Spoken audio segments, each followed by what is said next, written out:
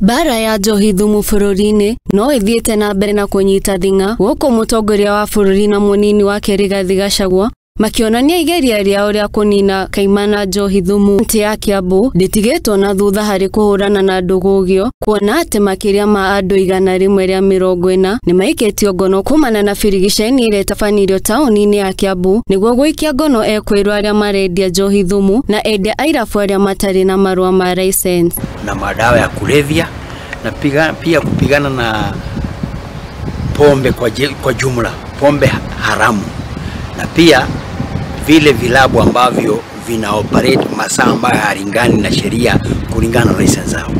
Hiyo ndio operation tumekuwa nayo katika karibu sasa kuanzia mwezi wa pili hadi wa sasa tumekuwa tukingangana kushika watu zaidi ya 145 wakiwa na makosa mbalimbali.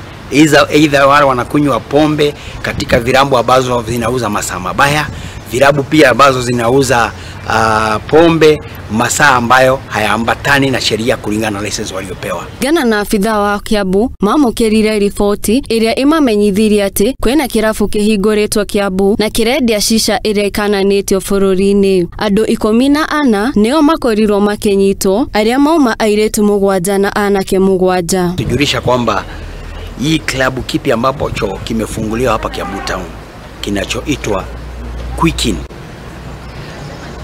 masaa ya usiku kabisa ndio wanaanza kuwauzia vijana wala kunywa pale hiyo madawa kulevya inayoitwa shisha.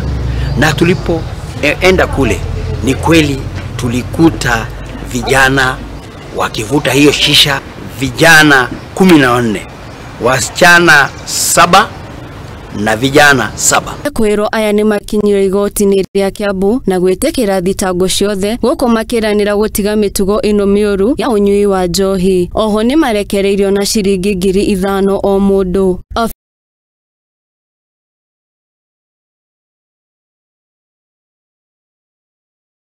Kana thutha hari bara ino niguo kuhonokia na kugacirithia mituriro ya njiaro cia thutha-ini. Kwa jumla hii operation inaendelea mpaka tuone kwamba watu wa mabaa wametii sheria, wale nao wenye kuuza madawa kulevya pia wameachana nayo kabisa, ili tuwe na kizazi ambacho tutaweza kujivunia siku za usoni. Ngiribotera Muthingi TV, njitagwo Wambui wa Mugo.